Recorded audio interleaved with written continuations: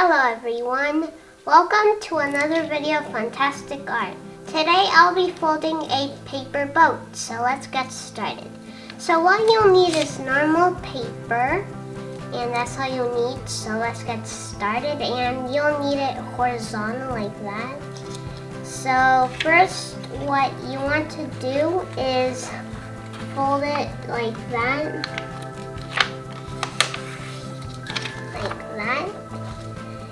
And then fold it like that, and make that the folded, the opening part is up there, and then fold it like that. And then open it back up, and then fold that there, and do the same on the other side, like that.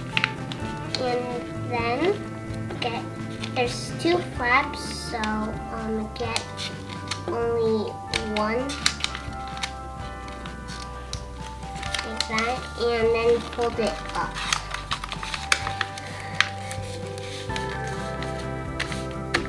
And then flip it over and fold these two there, and then fold two over there, like that, and then fold this up here, so now it looks like a triangle. And do you see this little pocket at the bottom? Fold it down, like that.